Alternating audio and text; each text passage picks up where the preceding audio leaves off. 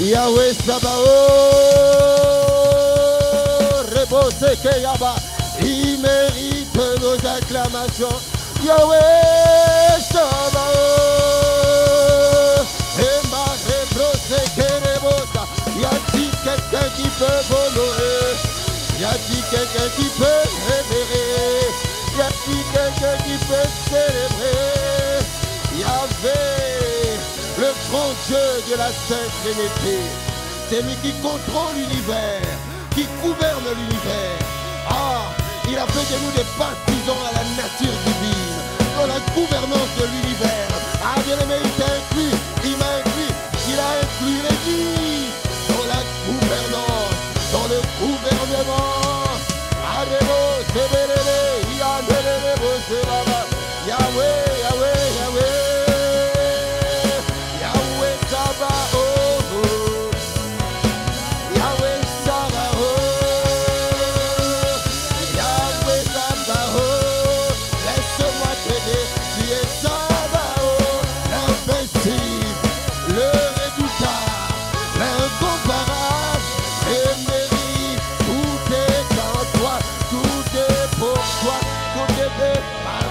Laisse-nous t'honorer, laisse-nous t'élever, laisse-nous t'adorer, laisse-nous nous réjouir de toi, Yahweh Sabaoth.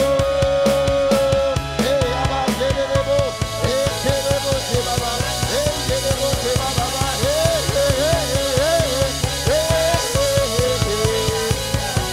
tu mérites nos louanges, tu mérites nos acclamations.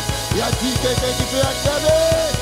Acclamez le roi, acclamez l'époux, acclamez le créateur de l'univers, le berger de l'église, la tête de l'église. Manderebo, Zeterabo, élément Terebo, comment ne pas faire du bruit en l'honneur du glorieux chef d'État de tout l'univers et de l'éternité. Masata Kabandere Bozeba et Tomo Soblendere.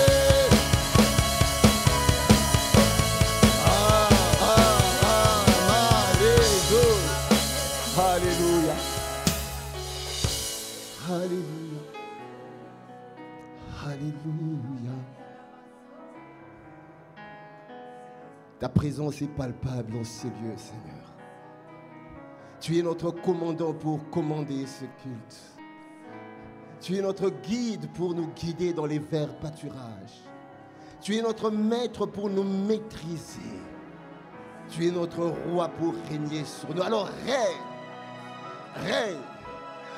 Tu as l'autorisation, règne. Oui, l'autorisation, règne. Et que ton règne vienne.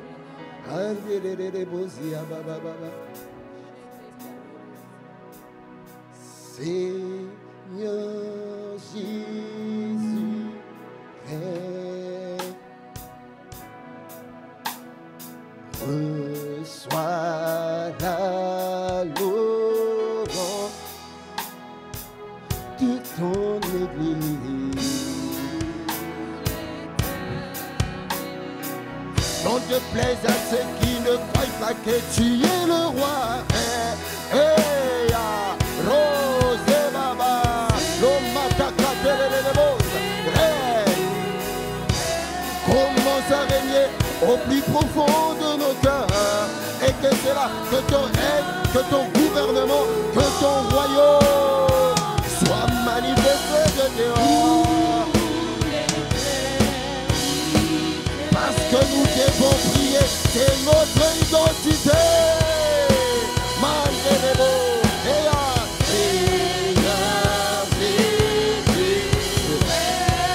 sois aux commandes de ce moment.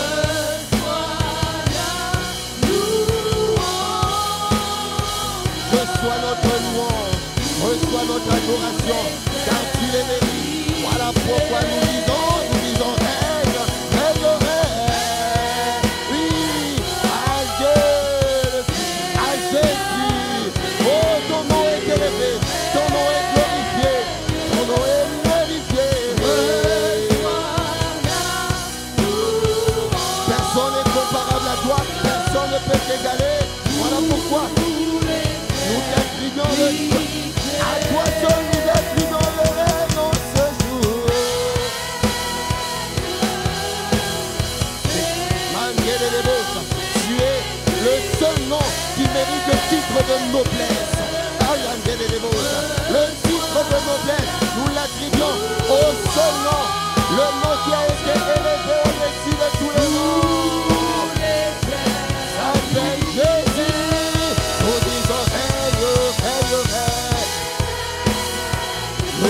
t'en supplions.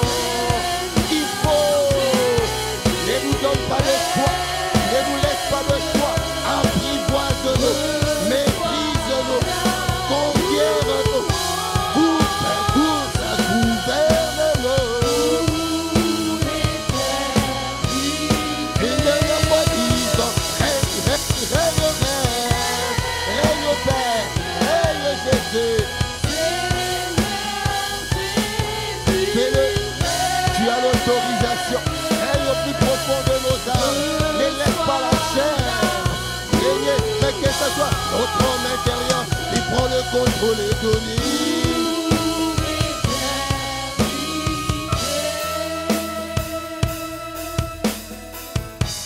Pour l'éternité, nous disons pour l'éternité, nous disons pour l'éternité, nous disons pour l'éternité. Ton règne pas pour 50 ans, pas pour 500 ans. Non, non, non, non, non, non, non, non, non. C'est lui à qui nous disons règne. Il s'appelle l'Éternel. L'éternité en lui. Autrement dit, à perpétuité. Autrement dit, à l'infini. Alors règne dans nos cœurs. Règne dans nos maisons. Que ton règne soit, Seigneur, dans nos corps. La santé divine, la santé de Dieu. Le règne au plus profond de nos âmes. Il n'y a plus de colère, de haine et de la maladie du cœur. Non, non, non, non, non, non. Seigneur, règne dans nos esprits. Règne dans nos maisons. Seigneur, règne dans nos foyers. Seigneur, règne dans nos défis. Seigneur, règne dans nos vies. Là où tu nous as établis. Seigneur, règne dans la France. Règne dans ce pays où tu nous as envoyés faire la mission. Nous t'en supplions, règne dans le gouvernement. Qu'il y ait des ententes afin qu'on ait un gouvernement. Règne dans le parlement, qu'il y ait des alphonses. Afin qu'ils travaillent pour l'intérêt du peuple. Pour l'intérêt des nations. Règne au Sénat, Seigneur. Règne dans le corps de Christ. Règne dans ton corps en Europe, en Asie, dans ce Parlement. Nous t'en supplions, ma Père. Pour l'éternité.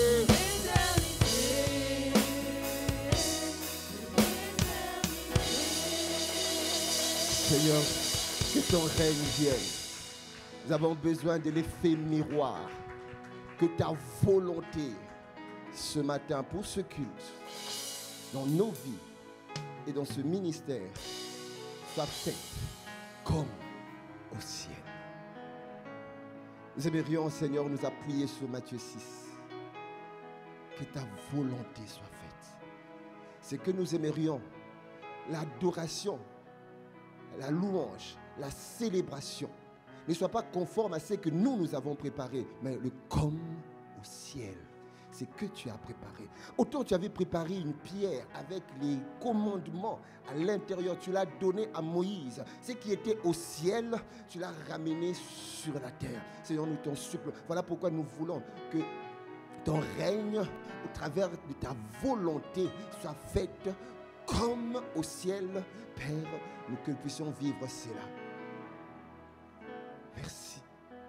Ce matin, nous avons encore obéi à ta parole. Cette parole qui nous dit que je suis dans la joie lorsqu'on me dit allons.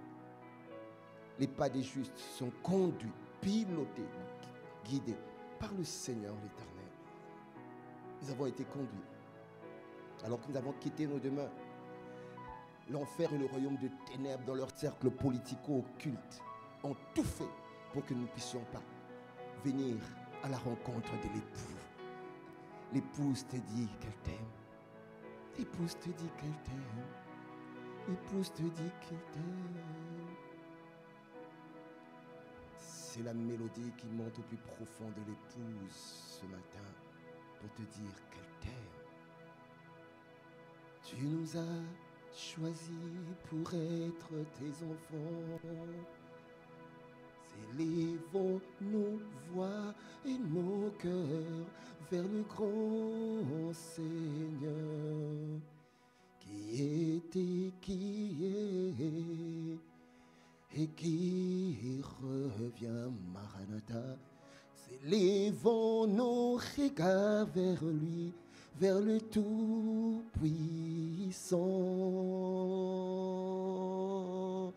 Nul n'est semblable à toi. Et nous disons que tu es grand. Les miracles que tu fais nous donnent la joie. Tu nous sauves, ton espérance. Disons-lui, Père, Père, Père, Père, nous déclarons. Laisse-moi te dire,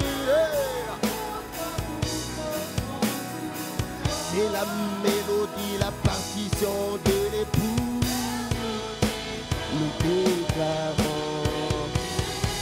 L'épouse te dit, nous aspirons à t'aimer. Nous déclarons, nous proclamons, Père, oh Père, oh Père. Nous déclarons, c'est toi qui nous as aimés le premier. À notre tour, laisse-nous te dire, par cette mélodie, par ce titre qui te dit, Père, oh Père. Nous déclarons, nous déclarons notre amour. Père, oh Père, oh Père, Père, nous déclarons. Nous déclarons notre amour. Nous déclarons, Père, nous déclarons, Père, nous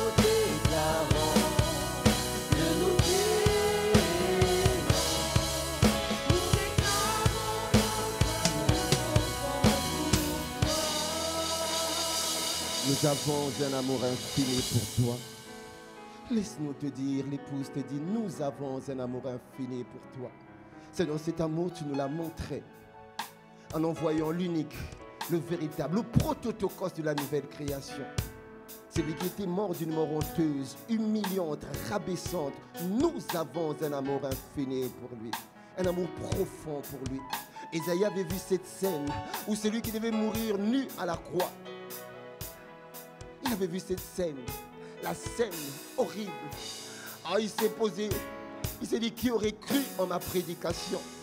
Cette prédication n'était pas aux premiers abords recevable des humains. Qui aurait reconnu le bras de l'Éternel, le bras de Dieu qui frappait Dieu lui-même? Il s'était élevé qu'une faible plante, comme un rejeton qui s'élève d'une terre déserte. Michée avait dit, de toi Bethléem Ephrata, petite ville au milieu des villes de Juda, de toi sortira le Sauveur. Il n'avait ni beauté, ni éclat pour attirer nos regards. Ce matin, Père, nos regards sont attirés de celui qui avait dit tout est accompli. Nos regards sont attirés vers l'époux et l'épouse, et heureux d'être devant l'époux, dans l'espérance de nous attendre à passer l'éternité avec lui et à copuler avec lui lors des noces de l'agneau. Accorde-nous cette grâce, que rien ne nous sépare de ton amour, ni les maux et maladies, qu'il pleuve ou qu'il vente, qu'il gèle ou qu'il neige, que rien ne nous sépare de ton amour, ni les choses présentes, Seigneur, ni les choses à venir. Nous t'en supplions qu'en tout temps, décennie après décennie, que nous choisissons ta voie, quel qu'en soit le prix. Merci pour ta sainte présence, Esprit de Jésus. Prends le contrôle pour nous contrôler. La Bible dit, tu nous instruiras, tu nous montreras le chemin, la voie à suivre, et tu nous conseilleras. Comme Lydie nous nous attendons à toi, dans l'expectative de recevoir de toi la bonne nourriture qui est ta parole. C'est donc il est écrit dans Psaume 19 que la loi de l'Éternel est parfaite, car elle restaure l'âme. Nos âmes ont besoin de la restauration ce matin. À toi seul soit honneur et gloire. Nous t'avons ainsi prié dans le nom de Jésus le Christ. Amen, amen, amen, amen, amen, amen, amen, amen, amen, amen, amen, amen, amen, amen. Amen à sa majesté le roi. Amen à celui qui a vaincu et le sauvé. Amen, amen. Alléluia. Est-ce que nous pouvons acclamer le Seigneur, la présence du glorieux Saint-Esprit, le Seigneur parmi nous. Et nous soit Dieu. Alléluia. Alors, est-ce que tu peux regarder à ton voisin, dis-lui, tu es au bon endroit. Au bon endroit. Dis-lui, tu es au bon endroit. Tout simplement parce que c'est là où Dieu est là, la présence de Dieu. Tu es la bonne personne. La bonne saison. Alléluia. Est-ce que vous pouvez m'aider avant que nous puissions nous asseoir, bénir également Dieu pour rendre grâce à Dieu pour les pères de la maison ici. Nous ne cesserons de le faire. La Bible dit que lui qui honore les pères aura une de longs jours. Alors nous bénissons Dieu pour les pères de la maison. Nous bénissons Dieu pour les mentors, les repères, les bonnes, les généraux que Dieu nous a donné, les apôtres. Nous aimerions obéir à la parole de notre Écriture dans Actes 2, verset 42. Ils persévéraient dans l'enseignement des apôtres. Seigneur, accorde-nous la grâce de persévérer dans l'enseignement des pères que tu nous as donné à ces temps. Des modèles et des véritables bornes pour nous. Amen. Alléluia. Y a-t-il quelqu'un qui est dans la joie d'être dans la présence de Dieu? Alors fais juste ça, fais juste ça. C'est l'expression de dire Seigneur, je suis dans la joie. Alléluia. Bien-aimé, merci. Veuillez prendre place. Merci à la chorale. Que le Seigneur bénisse. Alléluia.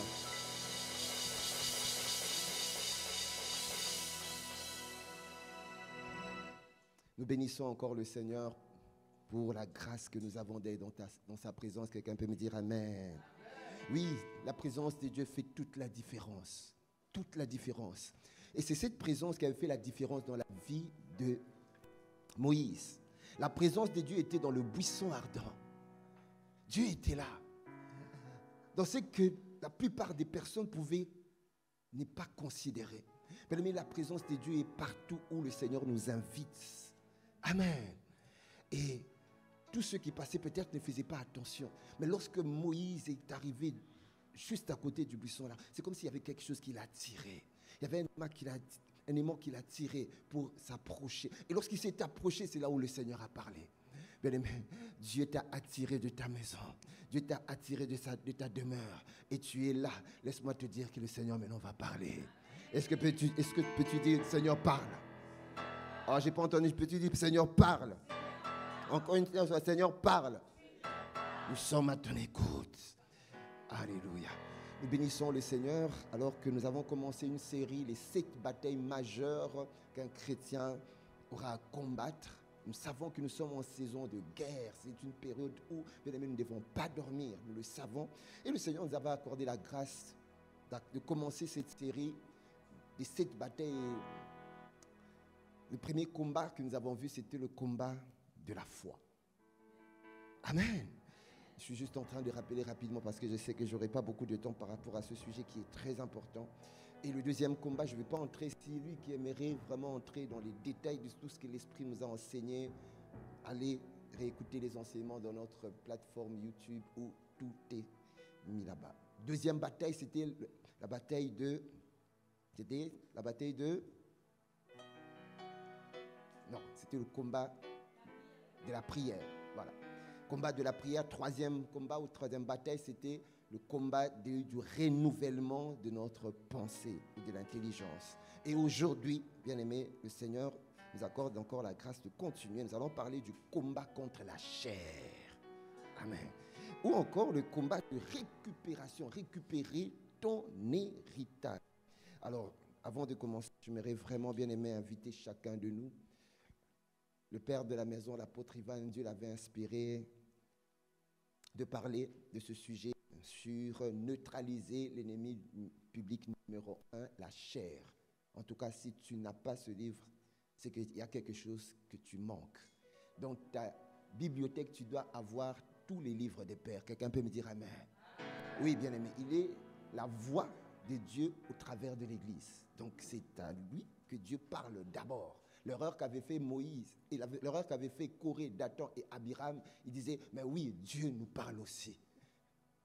Dieu parle d'abord au Père et qui sont nos repères et nos bornes. Bien, en tout cas, je vous conseille vivement de pouvoir vous procurer ce livre, Neutraliser l'ennemi public numéro 1. Ça va beaucoup, beaucoup vous aider. Bien sûr que j'ai tiré quelques éléments dans ce livre. Alors, nous sommes en train de parler de combat. Quelqu'un peut me dire combat?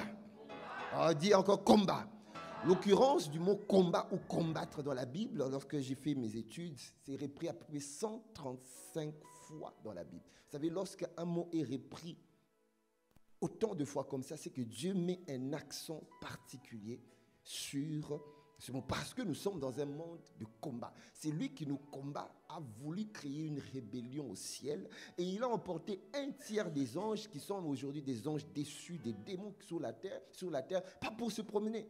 Vous savez, lorsque Dieu a demandé à Satan, alors qu'il était dans le conseil, il a demandé d'où vient Dieu. Il a dit, je me promène. J'étais en train de me promener. Bien aimé. Oui, il est en train de se promener. On sait que se promener là, ça ne se limite pas au promener, mais il vient.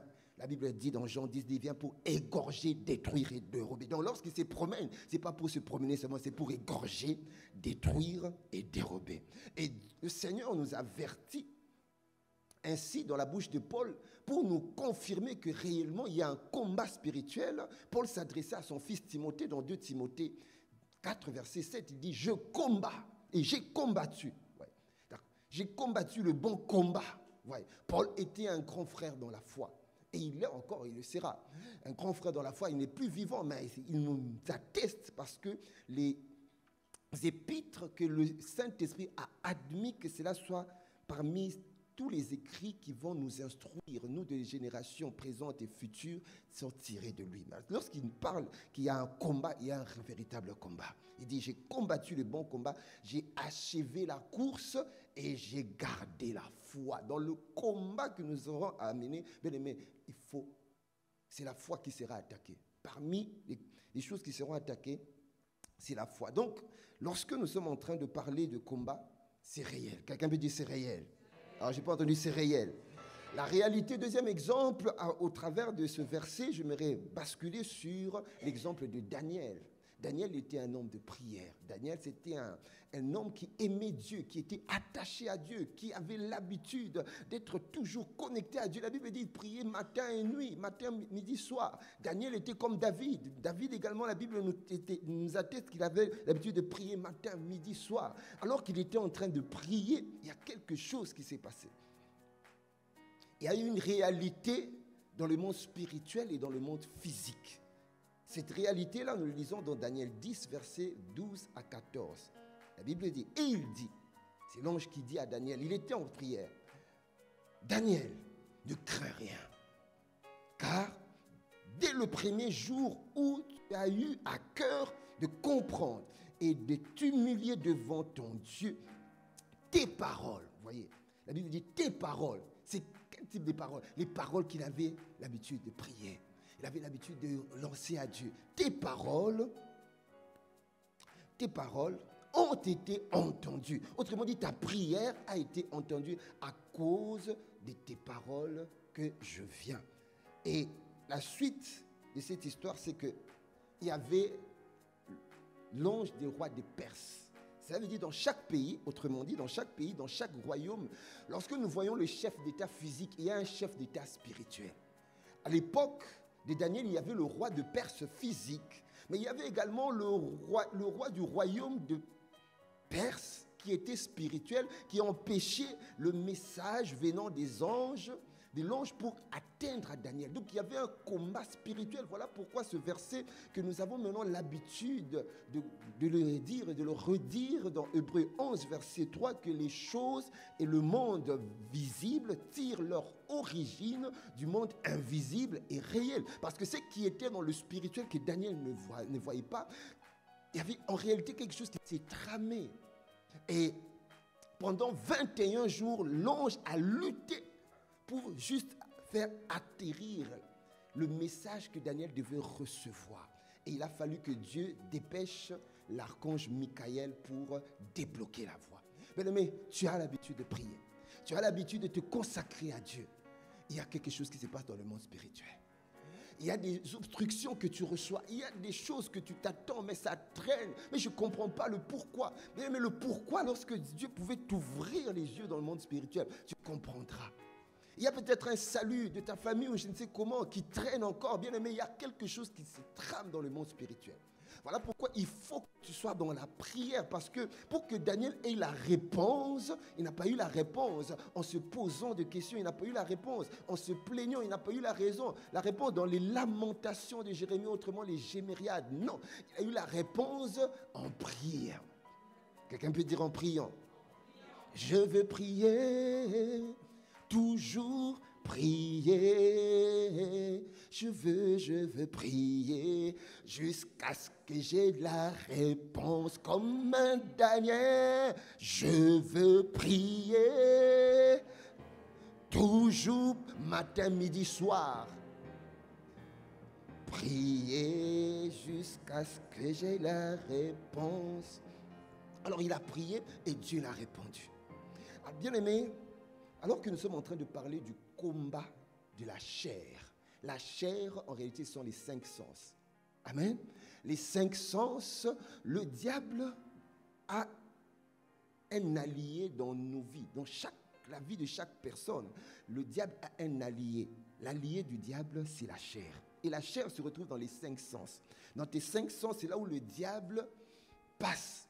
Dans ta vue, dans l'ouïe, dans le toucher, dans le goûter. Bien aimé, le diable utilise les 5 sens. Et dans ce combat-là, s'il y a un combat auquel tu dois veiller, nous avons parlé du combat de la foi. C'est vrai, parce que lorsque je suis né de nouveau, Dieu m'a donné une mesure de foi, d'accord, qui doit grandir. Et le diable fera tout pour que cette foi-là soit éteinte. Parce que la Bible dit, lorsque je reviendrai, trouverai-je encore l'amour sur la terre et trouverai-je encore la foi sur la terre. L'amour d'un grand nombre se refroidira. Il va attaquer ton amour et puis il va attaquer ta foi. Et il va tout faire pour que son allié qui est la chair puisse chercher à court-circuiter ta relation avec Dieu, court-circuiter ton attachement avec Dieu, parce que tout commence de l'intérieur. Ta parure intérieure. Il va tout faire pour saper ta parure intérieure. Voilà pourquoi il y a des défis auxquels tu es obligé de remporter. Là, comme si tu pouvais me balancer ou me mettre les images que j'ai lues. Premier défi, c'est le défi de la parole, de grandir. Tu es obligé, nous sommes obligés de grandir, parce que lorsque nous naissons de nouveau, notre esprit est bébé. Nous sommes des bambins. D'accord? Il faut méditer la parole. Grandir, on grandit dans la parole. On grandit dans la parole. Et il y a 5 manières de pouvoir grandir. Bien aimé, je ne peux pas remporter le combat de la chair si je ne suis pas un homme et une femme de prière. Vous voyez? Si je ne suis pas un homme et une femme, il y a 5 manières d'avoir l'emprise. Il faut que tu puisses avoir l'emprise de la parole. On le dit aujourd'hui, on le dira demain.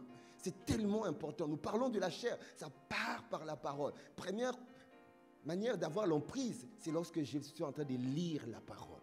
C'est vrai qu'aujourd'hui, vous savez, vous êtes d'accord avec moi, lorsque tu fais tes statistiques depuis lundi jusqu'à dimanche, combien de fois tu as eu à toucher, à lire la parole, c'est un combat. Mais nous n'avons pas de choix. Deuxième manière d'avoir l'emprise sur la parole, c'est d'écouter la parole.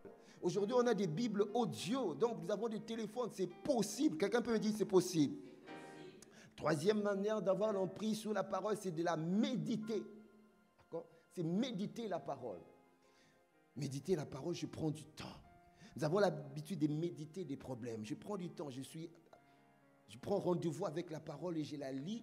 Il y a un verset que l'Esprit m'emmène, je capte ce verset et je commence à la méditer, réfléchir intensement. Méditer, c'est réfléchir intensement. Et quatrième manière, c'est d'étudier la parole.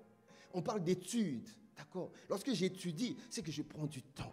J'ai plusieurs versions de la Bible. J'ai la partie concordance. J'ai plusieurs autres outils qui vont me permettre de bien percer la parole, de bien comprendre la thématique que je suis en train d'étudier. Et la dernière manière, voilà, je crois que j'avais mis que c'est 4 manières. Il y a la partie étudier la parole. Le premier défi, c'est le défi de grandir.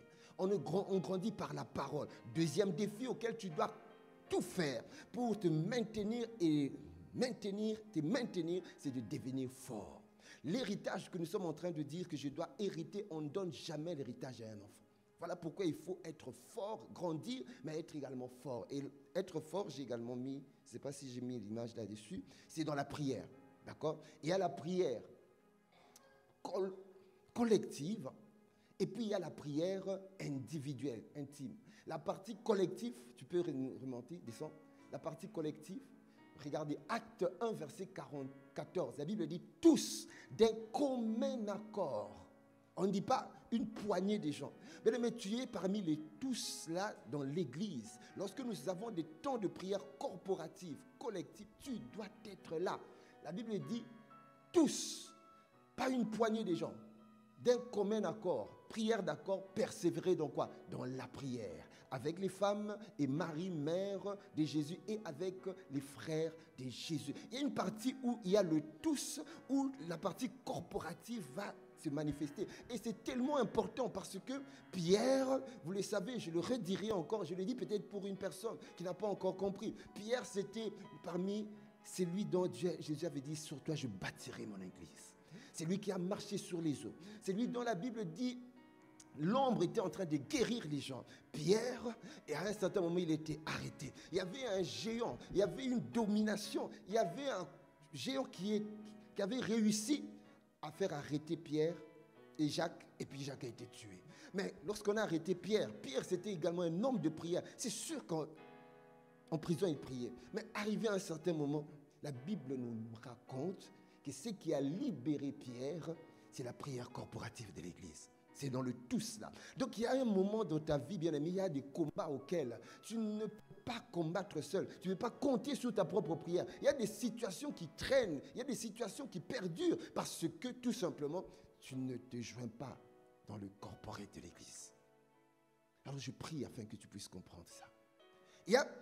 Pasteur, ça fait des années que ma famille n'est pas convertie. Tu ne sais pas peut-être qu'il y a des géants.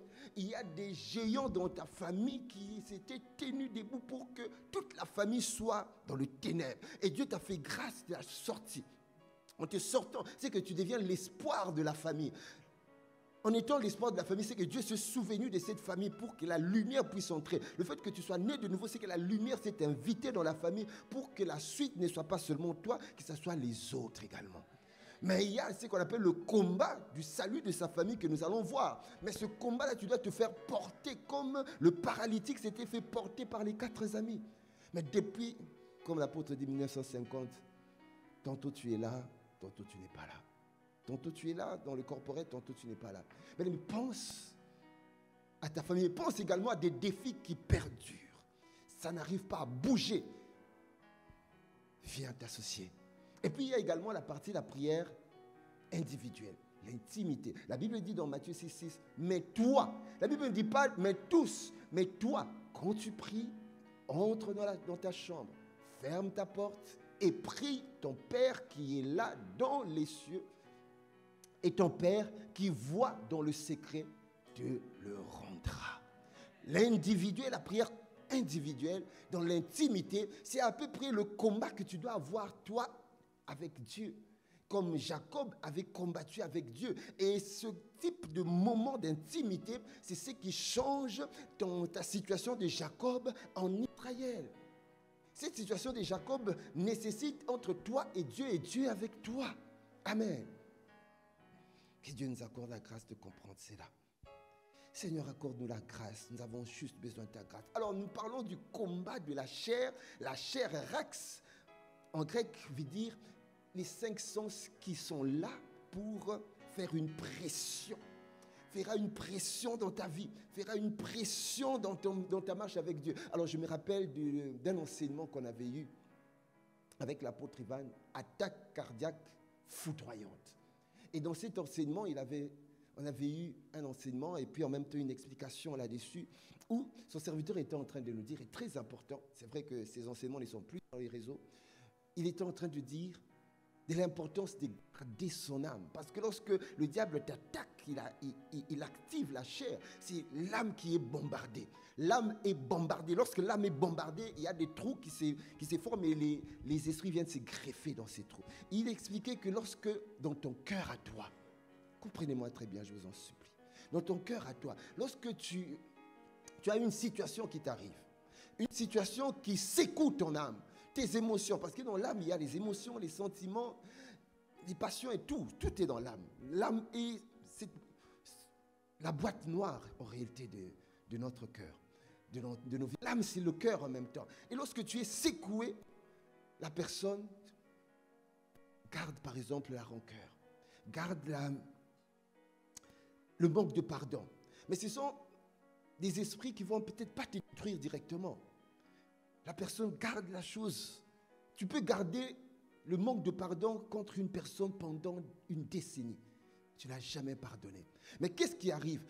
Nous tous nous sommes attaqués. Je peux être attaqué. Je peux être attaqué par l'esprit de rancœur. Je peux être attaqué par l'esprit de haine. Tout le monde peut être attaqué par des circonstances qui peuvent nous arriver. Mais il faut repousser cela. Mais lorsque tu gardes cela longtemps, la chose qui arrive, c'est que cet esprit-là fait appel à des esprits plus méchants. Ses grands cousins, moi je les appelle ses grands cousins. L'esprit de mort peut s'inviter dans ta vie, l'esprit d'infirmité peut t'inviter. Et lorsque ces esprits-là viennent, ils ont le droit légal d'entrer dans ton cœur. Le droit légal. Pourquoi? Parce qu'ils ont leurs petits cousins à l'intérieur. Et lorsqu'ils entrent, ils viennent faire bloc avec la haine que tu avais admise, ça fait 5 ans, 10 ans, ou bien le manque de pardon que tu avais accepté. Et lorsqu'ils font bloc, c'est là où on parle que l'âme est souillée. Et lorsque l'âme est souillée, c'est là où maintenant vous pouvez lire dans Lévitique 17, je crois, verset 19, si je ne me trompe pas, l'âme de toute chair se trouve dans le sang. Et comme quand l'âme est souillée, ça suit le sang. Et quand le sang est souillé, bien aimé, c'est là où vous voyez des maladies se développer, là où on ne comprend pas, des crises cardiaques, des situations soudaines et brutales. Bien aimé, je prie afin que cela ne soit pas ton partage, ni mon partage dans le nom de Jésus. Nous sommes dans une dynamique où nous devons faire la guerre. Dis à ton voisin, je dois faire la guerre. Oh, je n'ai pas entendu, je dois faire la guerre. Bien, nous devons faire la guerre contre la chair. Nous devons combattre. Parce que si tu ne combats pas la chair, bien-aimé, c'est la chair qui va commencer à piloter maintenant ta vie. C'est la chair qui va commencer à piloter. Alors Israël, dans l'histoire de la marche avec Israël, Israël a été disqualifié. Ils étaient en Égypte. Dieu leur a fait grâce. Ils ont vécu un grand miracle. Un grand miracle d'avoir traversé la mer Rouge. C'était la main de Dieu qui avait frayé ce chemin-là. Lorsque j'étais en train de... Je me disais, bon, je crois que les peuples d'Israël se disaient, peut-être Moïse avait réservé des bateaux et des bateaux et des bateaux. Mais c'était des millions. Comment est-ce qu'Israël devait traverser? Mais Dieu avait sa solution. Tu peux me dire, Dieu avait sa solution. Bien aimé, c'est la même chose. Dieu a la solution à la situation que tu es en train de traverser. Dieu a la solution. Il a la réponse aux questions et la solution aux interrogations. Voilà pourquoi tu dois t'appuyer sur Dieu. Moïse, devant, il avait la mer. Derrière, il avait des soldats égyptiens qui venaient. Donc, il était coincé. Je me mets à la place un peu de Moïse. Je me mets un peu en 3D pour voir. Moïse, non seulement il avait la pression, devant il y avait la mer, derrière il y avait l'armée égyptienne, mais en même temps il avait la pression des bruits du peuple. Donc Moïse devait, au niveau de son âme, devait être secoué. Son âme devait avoir été secouée. Mais Moïse s'est confié en Dieu. Il a eu un regard que sur Dieu. Voilà pourquoi, bien-aimé, j'aimerais te dire, quelle que soit la pression que tu peux avoir, Je ne sais pas quel type de pression tu peux vivre. Je ne sais pas de quelle sorte de pression. Confie-toi en Dieu. Ne laisse pas ton âme être emportée par ce que tu es en train de vivre. Laisse ton âme être contrôlée par celui qui est en toi. Amen.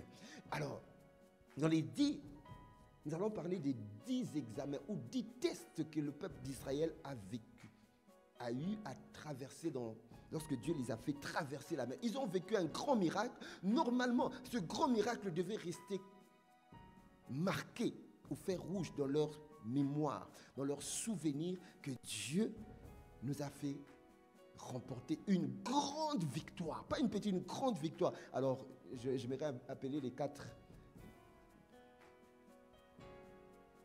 personnes qui ont des points que je vais relever.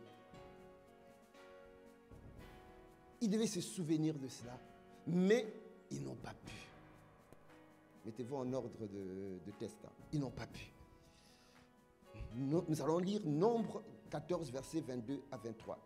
La Bible dit: tous ceux qui ont vu ma gloire et les prodiges que j'ai faits en Égypte et dans le désert, qui m'ont tenté déjà 10 fois et qui n'ont point écouté ma voix, pour cet examen, parlons des 10 examens, Israël avait échoué.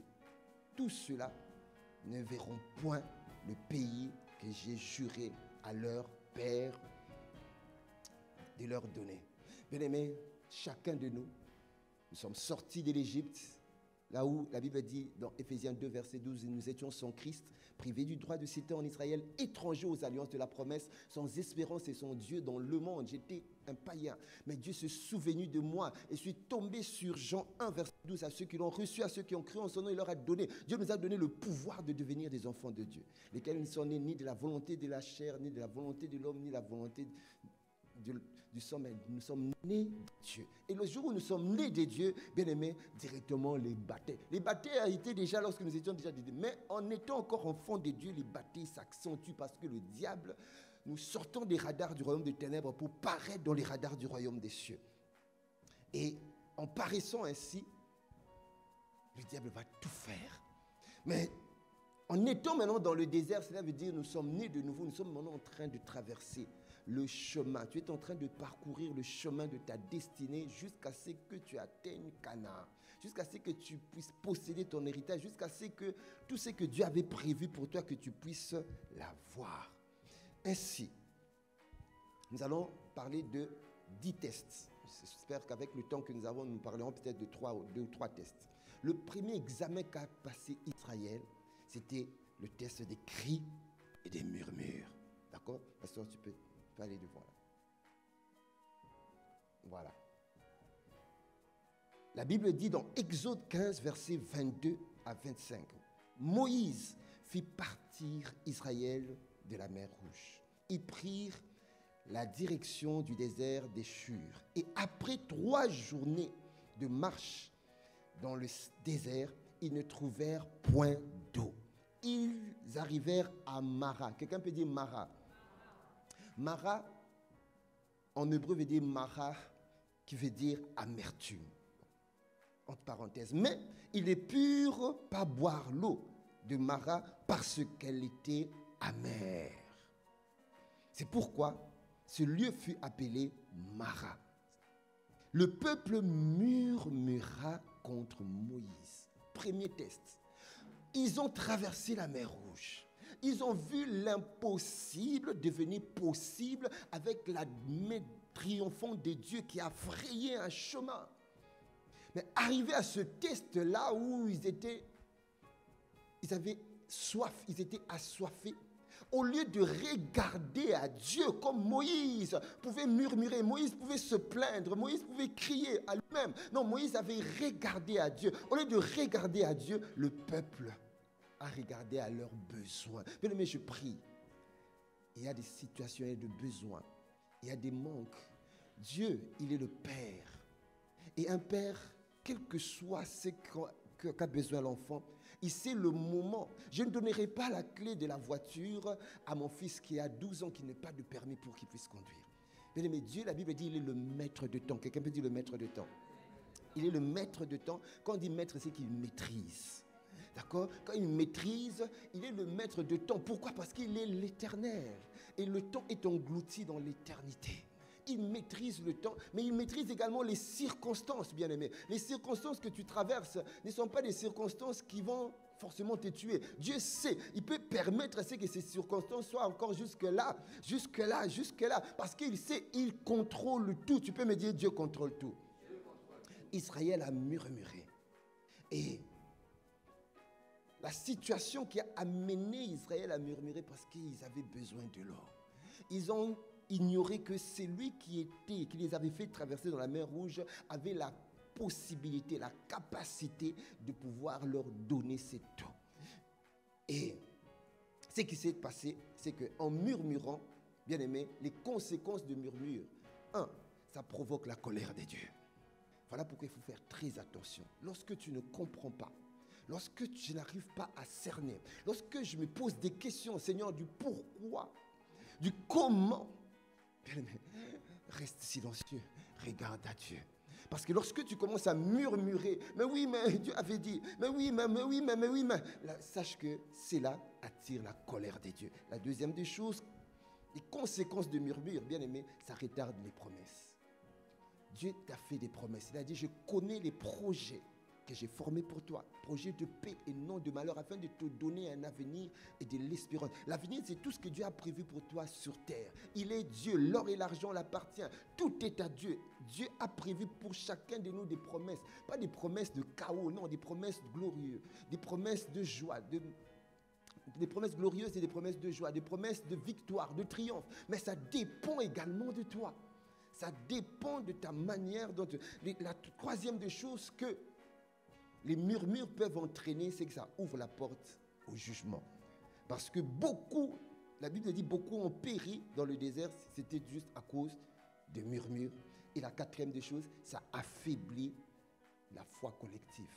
Pourquoi? Les murmures contagieuses, les murmures de certains ont dû contaminer les autres. Regardez les murmures de Corée, Abiram, Dathan et On ont contaminé 250 chefs sacrificateurs qui étaient avec Moïse. Donc faisons très très attention là-dessus. Par contre, il y a quelqu'un d'autre, ça c'est un contre-exemple. Premier exemple, c'est qu'Israël était devant la mer Rouge. Ils ont traversé et arrivé dans le désert, ils avaient un problème. Le problème, c'était qu'ils avaient soif, ils n'avaient pas de l'eau, ils ont murmuré. Mais, contre-exemple, qui pouvait également murmurer, qui pouvait également crier et murmurer, c'est l'exemple de David. Dans 1 Samuel 30, versets 3 à 6. David, à Tsilak. Les Amaleks, bien aimés, avaient attaqué la ville de Tsilak et puis ils ont pris la ville. Ils ont pris les femmes, ils ont même pris la femme de David, les enfants, ils les ont emportés. David, en ce moment-là, pouvait commencer à se plaindre. Il pouvait murmurer et me dire, Seigneur, tu m'as gardé lorsque j'étais dans le désert, tu m'as fait remporter des victoires. Goliath est tombé, mais comment tu permets encore qu'on puisse carrément venir, on prend tout dans la ville. Mais David s'était comporté autrement. La Bible dit, il consulta le sacrificateur Abiatar et Dieu lui répondit, poursuis car tu atteindras et tu délivreras. Bien-aimé, je prie à ce que dans ce combat contre la chair, que nous puissions être comme David. La chair n'avait pas guidé David, téléguidé David ou amené David à réagir comme le peuple d'Israël avait réagi. Ok. Deuxième test, c'est le test de la nostalgie mauvaise, que j'appelle ça nostalgie mauvaise. C'est la nostalgie de l'Égypte. Exode 17, versets 1 à 2 et verset 7. La Bible dit, toute l'assemblée des enfants d'Israël partit du désert des siens selon les marches que l'Éternel leur avait ordonnées, et ils campèrent à Réphidim, où le peuple ne trouva point l'eau à boire. Alors le peuple chercha querelle à Moïse. Waouh! Ils dirent, donne-nous de l'eau à boire. Moïse leur répondit, pourquoi me cherchez-vous querelle? Pourquoi tentez-vous l'Éternel? Il donna à ce lieu le nom de Massa et de Mérida, parce que les enfants d'Israël avaient contesté, le test de la contestation. Ils avaient contesté, et parce qu'ils avaient tenté l'Éternel en disant, écoutez ce qu'ils disaient, l'Éternel est-il au milieu de nous? Comment Israël, vous pouvez dire, l'Éternel est au milieu de nous, alors que il vous a délivré. Déjà, depuis l'Égypte, Dieu vous a sorti de l'Égypte, il était là. Devant la mer Rouge, Dieu vous a fait traverser la mer Rouge, il était là. Lorsque vous n'avez pas pu avoir de l'eau, Dieu vous a donné de l'eau, il était là. Mais là, ils ont dit, l'Éternel est, en disant, l'Éternel est-il au milieu de nous ou n'y est-il pas? Bien-aimé, la nostalgie, c'est un sentiment mêlé de tristesse ou de douleur liée au souvenir d'un passé, soit heureux ou pas heureux, qu'on regrette ou qu'on aimerait revivre.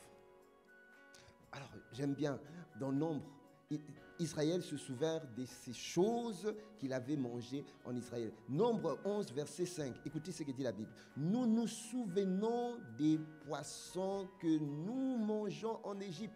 Donc, ils ont totalement oublié que Dieu les avait libérés. Dieu était là pour rendre l'impossible au possible, pour commencer à dire. Au juste, la Bible dit c'est de l'abondance du cœur que la bouche parle.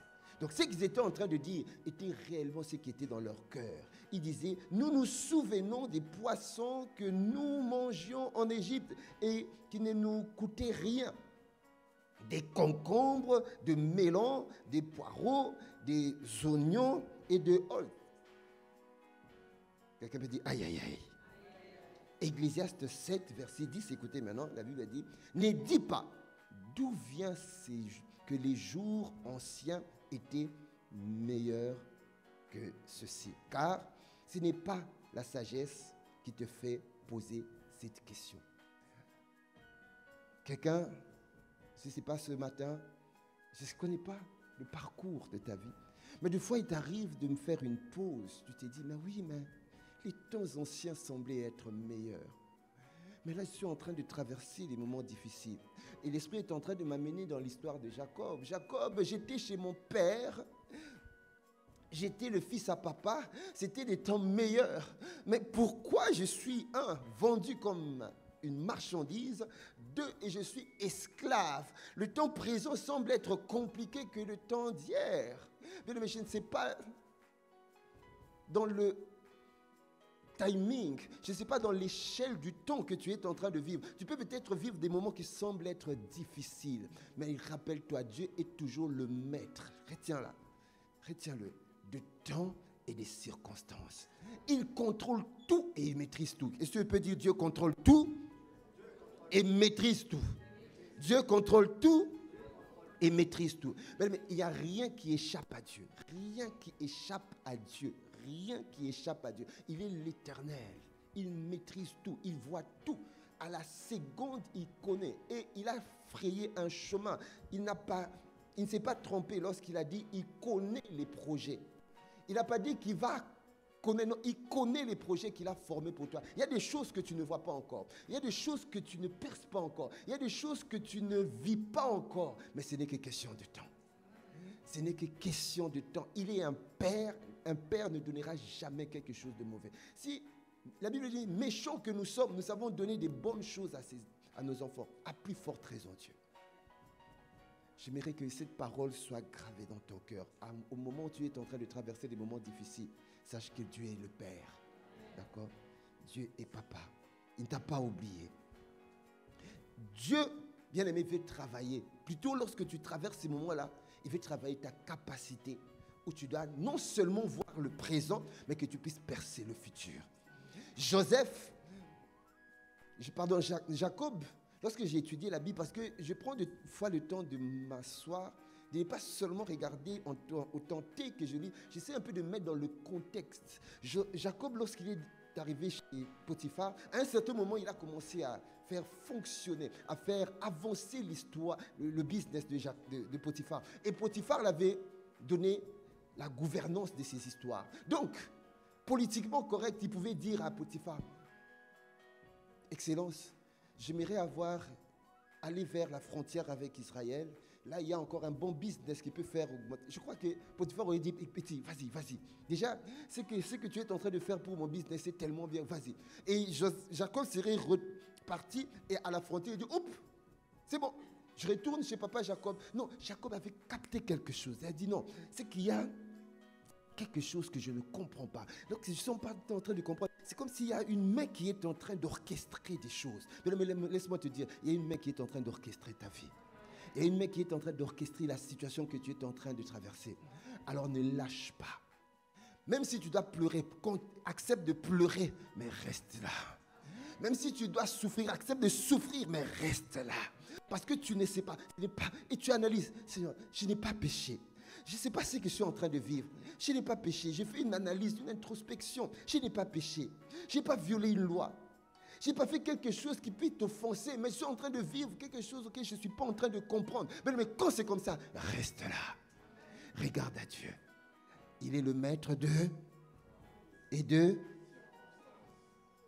Par contre, Satan, lui, il va tout faire pour chercher à enfouir dans tes pensées tout ce qui va te dire, comme l'avait dit la femme de Job, non, mais hier était meilleur. J'avais accouché mes 10 enfants, j'ai perdu mes 10 enfants. Aujourd'hui, c'est compliqué. Alors il vient dire à son mari, maudit ton Dieu et meurs. Alors la femme de Job était entrée dans les gémériales, la lamentation de Jérémie. Non, c'est compliqué. Job, tu ne vois pas que notre Dieu, là, avec qui on a commencé, là, il ne répond plus. Là, c'est compliqué. Là, Job, il savait qu'il traversait des moments difficiles, mais il n'a pas laissé les émotions ni la chair prendre les commandes ni de ses pensées ni de ses paroles.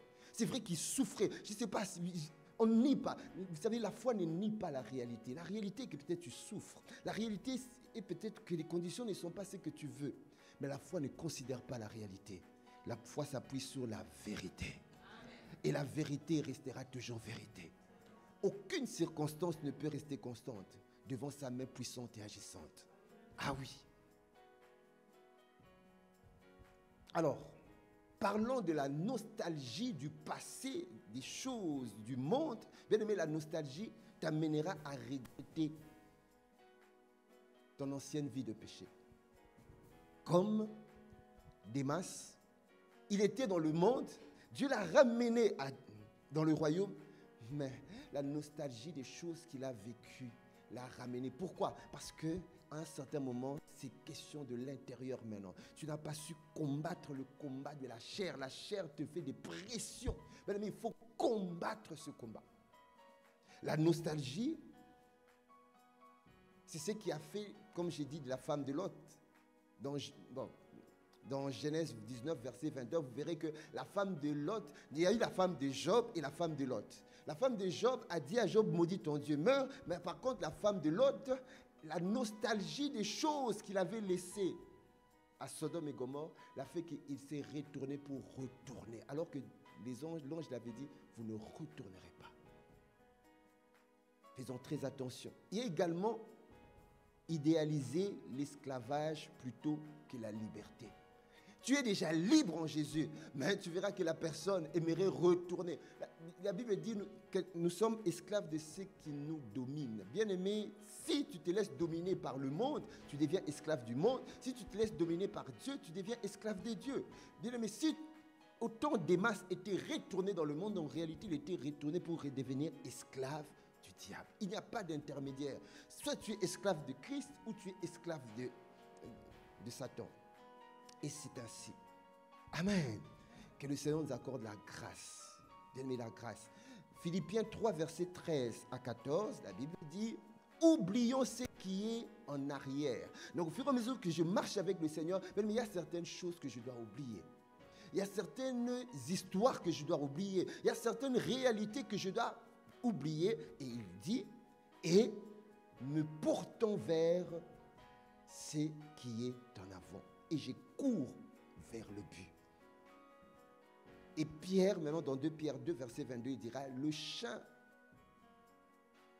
est retourné à ce qu'il avait vomi.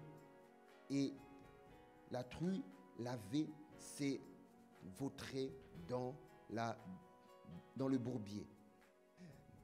Que Philippiens 2 soit ton partage et que 2 Pierre 2, verset 2 ne soit pas notre partage dans le nom de Jésus. Quelqu'un peut me dire Amen. Ok. Troisième test, troisième examen, merci.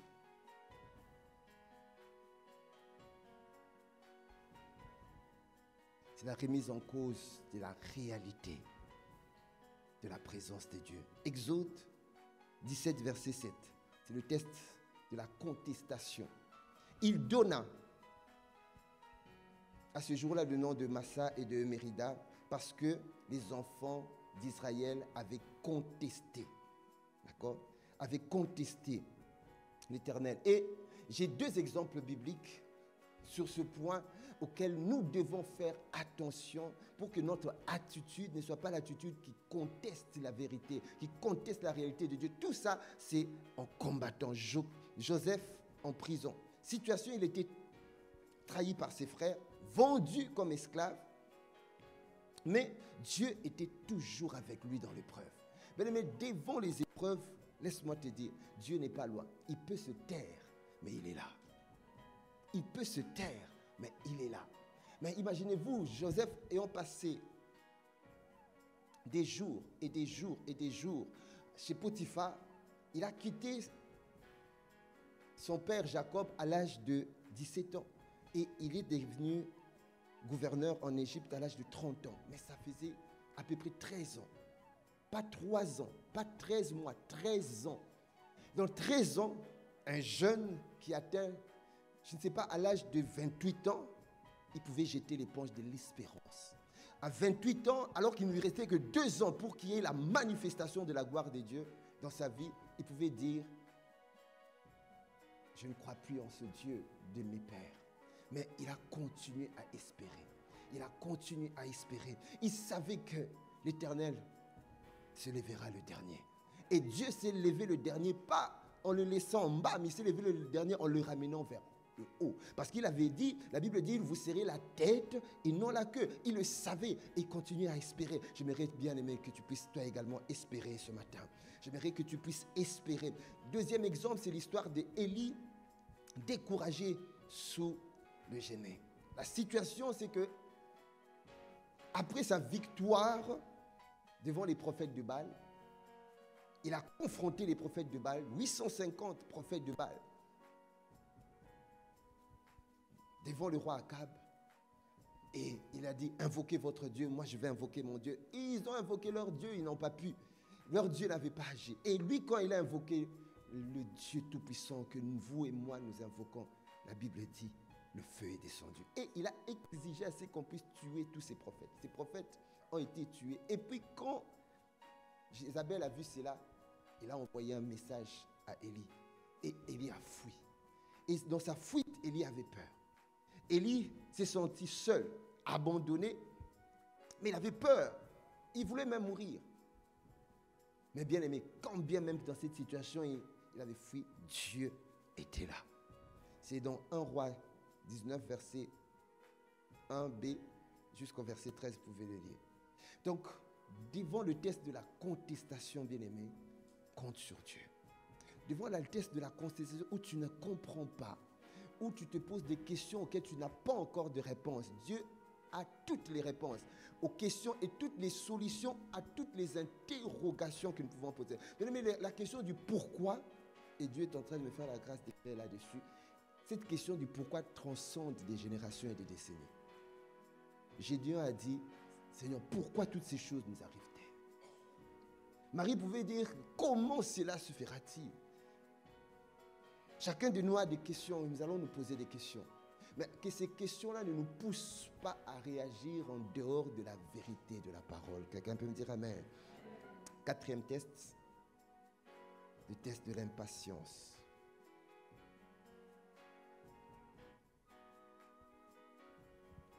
Ce test, c'est un test que chacun de nous rencontre chacun de nos vies.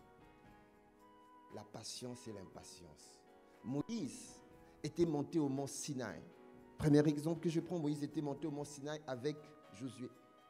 La Bible dit, dans Exode 32, verset 1, le peuple, voyons que Moïse tardait. Moïse, quand il est monté, c'est quand il était allé prendre des pierres. Des 10 commandements. Il tardait. Mais quand est-ce qu'il venait? Il a fait 40 jours. Je ne sais pas, eux, ils attendaient peut-être que Moïse revienne dans 3 jours. 40 jours. Ils ont appelé Aaron.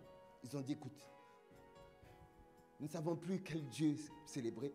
Nous aimerions que par toi, que nous puissions fabriquer un veau d'or pour que nous puissions célébrer. Ils ont oublié que les 10 commandements qui ont été donnés à Israël dans Exode 20, verset 3, tu n'auras pas d'autre Dieu devant ma face. Israël avait oublié. Vous savez, lorsque la souffrance, lorsque les attentes commencent à prendre du temps, il y a quelque chose qui se passe. Lorsqu'on n'est pas focalisé vers Dieu, lorsque, comme la Bible dit, nous tous qui le visage découvert, contemplons dans un miroir. Lorsque tu n'arrives plus à contempler ce miroir qui est Christ, qui est la parole, lorsque tu n'as plus soif, voilà pourquoi on a parlé des 5 comprises de la parole, parce que je dois toujours être en contact avec la parole. Bien-aimé, lorsque tu commences à créer un pont entre toi et la parole, laisse-moi te dire que la nature a horreur du vide, l'ennemi viendra te présenter quelque chose. Israël, quand ils ont vu Moïse tarder, la Bible dit, à descendre de la montagne, il s'assembla autour d'Aaron et lui dit, allons, faisons-nous un Dieu qui marche devant nous. Miséricorde. Et dans Acte 7, verset 41, il est dit, en ce jour-là, ils firent un veau, ils offrirent un sacrifice à l'idole et se réjouirent de l'œuvre de leurs mains. Quelqu'un peut dire, aïe, aïe, aïe. Cet exemple nous montre tout simplement qu'il arrivera. Laisse-moi te dire, si ce n'était pas encore arrivé, comme l'apôtre dit, vis encore. Il arrivera un moment où tu attends quelque chose. Il arrivera un moment où tu es dans l'espérance de recevoir quelque chose et ça tarde. Et ça tarde. Et ça tarde. Alors j'aime bien dire, l'impatience est une femme qui donne naissance à plusieurs jumeaux, mais je vais prendre 2 jumeaux. C'est le veau d'or et Ismaël. Ismaël, c'est l'histoire d'Abraham. Ils étaient en train d'attendre l'enfant. Abraham a atteint 100 ans, Sarah 90 ans. Et l'attente était tellement longue qu'il n'y avait plus d'espoir. Autant Marie et Marthe, ils ont attendu. C'est lui qui ressuscite les morts. Et dans cette attente, il ne venait pas. Déjà, ceux qui étaient les amis, les collègues et tous ceux qui venaient les consoler, ils ont dit, bon, ça fait déjà 4 jours, le corps sent déjà. Donc le corps du défunt sent déjà. Ils sont partis. Mais Marie et Marthe, ils avaient quand même l'espérance. C'est vrai que c'est Marie qui était beaucoup plus cette femme d'espérance. Marthe, ça vacillait un peu. Mais ils ont quand même, parce qu'ils auraient dit à Jésus, non mais c'est bon, là, le corps pue déjà. Mais ils ont dit, viens quand même. Mais dans cette situation où tout semble chaotique, invite quand même Dieu. Dans des situations où tout semble impossible, invite celui qui a les dynamites de faire sauter les I et le M pour qu'il reste possible. Dans des situations où tu peux même pleurer et tu ne vois plus d'issue, comme Moïse était devant la mer Rouge, derrière il était attaqué par l'armée israélienne et puis il y avait des murmures à gauche, à droite. Vous pouvez vous en rendre compte que vous avez plus d'1 million de personnes qui sont en train de crier. On va mourir, où est-ce qu'on va? Il fallait qu'on reste. Donc Moïse avait la pression. Mais tu auras la pression. Nous aurons la pression. Tu auras la pression dans certaines circonstances de ta vie. Dans une situation où tu es dans un environnement avec tes collègues, où tout le monde est en train de parler mal contre l'autorité. Et tu es tenté également, la chair est en train de te mener, dis vas-y, vas-y, vas-y. Mais tu dis non, je dois regarder à celui qui est le maître de temps et des circonstances. Ces deux exemples nous montrent que l'impatience, si nous ne la traitons pas, bien aimé, ça peut nous amener à voir nos vies être bloquées. L'impatience, si nous ne combattons pas contre cet esprit, parce que c'est un esprit, l'impatience, bien aimé, sache que tu risques de passer à côté de ce que Dieu a prévu. Parce que la patience fait partie du fruit du Saint-Esprit. Amen. Donc laisse le Saint-Esprit qui est au-dedans de toi t'apporter à la patience, à espérer, à attendre. Vous savez, dans l'histoire d'Abraham, parce qu'ils étaient impatients, maman Sarah a dit à Abraham, va coucher avec Agar. Et quand il était couché avec Agar, il a eu Ismaël. Ismaël, c'est aujourd'hui le monde arabe que nous voyons. Regardez les conflits qu'il y a entre les Arabes et les Juifs. Si Ismaël n'était pas là, on n'aurait pas ces conflits. Mais voilà, Dieu est celui qui maîtrise le plan de l'humanité. Il sait comment est-ce que ce conflit va se terminer. Mais, laisse-moi te dire, apprends. Peut-être, je ne sais pas dans quel domaine tu es en train d'attendre. Je ne sais pas dans quelle situation que tu es en train de traverser. Mais Dieu est en train de te dire, sois patient. Sois patient. Sois patient. Alléluia. Venez vous tenir debout. Tenons-nous debout. Nous sommes arrivés. Nous avons vu les 4 examens ou 4 tests, les 6 autres tests. Si Dieu nous fait grâce, peut-être les dimanches qui vont suivre, nous allons le voir. C'est des tests d'idolâtrie, l'examen de la provocation contre Dieu, l'examen des mauvaises fréquentations, l'examen de la convoitise, l'examen de la rébellion contre l'autorité, l'examen de l'incrédulité. Je vous annonce déjà, c'est ce que nous aurons par la grâce de Dieu. Alléluia. Seigneur, nous te disons merci. Accorde-nous juste la grâce de combattre le bon combat et combattre le combat de la chair, parce que l'héritage, nous devons le récupérer. Tu vas élever ta voix, élève ta voix, élève ta voix. Élève ta voix, dis Seigneur, accorde-moi la grâce. Il faut. Je n'ai pas de choix. Ne me donne pas de choix et ne me laisse pas de choix. Donne-moi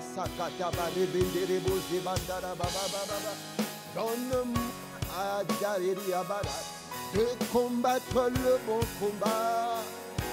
Accorde-nous la grâce de grandir, de mûrir, d'être des technos, des fils prêts à hériter, des fils prêts à servir avec le Père, des fils prêts à agir comme le Père agit, car la Bible dit, moi j'ai agi, les fils également doivent agir.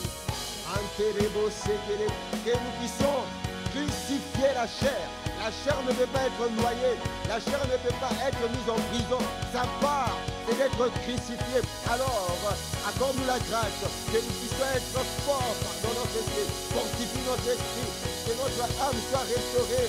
Que notre système de pensée soit reprogrammé, Père. Et que la chair soit crucifiée. Puis crucifiée. Que la chair soit crucifiée, que la chair soit crucifiée. Père, raconte-moi la grâce crucifiée. Et ne mettrai pas en prison. T'as placé la crucifixion. Rien d'autre que la crucifixion. Crucifiée, crucifiée, afin d'hériter mon héritage. Afin de remporter le combat de la chair. Je ne m'emprisonnerai pas, car il sortira de la prison. Je ne me noyerai pas. Non, il ne sera pas noyé, parce qu'il remontera. Ta place, c'est la crucifixion. Ça va la crucifixion. Rends-nous conscients de ce combat et que nous allons le remporter par la grâce, par ta grâce. Nous allons le remporter, car si nous ne remportons pas ce combat, nous aurons des problèmes d'héritage. Alors que tu nous as préparé l'héritage. Seigneur, nous te disons merci. Honneur, gloire et louange te reviennent à toi. Parce que dans ce voyage où tu es en train de nous enseigner dimanche après dimanche, sabbat après sabbat, de pouvoir arriver à remporter cette bataille majeure par ta grâce, nous croyons que nous sommes vainqueurs, car tu as dit, ils l'ont vaincu à cause du sang et de la parole de leur témoignage. Ils n'ont pas aimé leur vie jusqu'à craindre la mort. Honneur, gloire et louange ne reviennent qu'à toi, Seigneur. Merci pour ta parole. Que toute l'honneur et la gloire ne reviennent qu'à toi. Que cette parole soit déposée dans nos cœurs et que ça soit greffé en nous au fer rouge. Que ça ne puisse pas sortir pour que nous puissions vivre cette parole dans le nom de Jésus le Christ. Alléluia. Gloire soit rendue à Dieu. Alors rapidement, je vais faire encore mon devoir. Si tu n'as jamais donné ta vie à Jésus, tu ne t'es jamais réconcilié à Dieu, bien-aimé, aujourd'hui, c'est le jour du salut, un jour de grâce. Jésus a dit, l'Esprit de Dieu est sur moi car il m'a oint afin d'annoncer la bonne nouvelle. Il m'a appelé pour guérir les cœurs brisés, pour libérer les captifs, délivrer les opprimés et amener un jour de grâce. Bien-aimé, aujourd'hui, c'est un jour de grâce pour toi et toi qui nous suis dans les réseaux. Un jour de grâce qui te permettra de te connecter au royaume et de revenir à la maison de garantir ta vie éternelle. Donc, il ne faut pas jouer avec. Tu ne sais pas quand est-ce que tu peux quitter la terre. Lors du Covid 2019-2020, beaucoup ont quitté la terre, ne savaient pas que le Covid pouvait les emporter. Alors, la Bible dit, si vous entendez ma voix, n'endurcissez pas vos cœurs. Si tu entends la voix du Seigneur, n'endurcis pas ton cœur. Viens donner ta vie à Christ, car la Bible dit à ceux, si tu confesses que Jésus-Christ est ton Seigneur et tu crois dans ton cœur qu'il est mort et ressuscité, tu seras sauvé. Le salut est en un seul nom, le nom de Jésus. Amen. Que le Seigneur vous bénisse.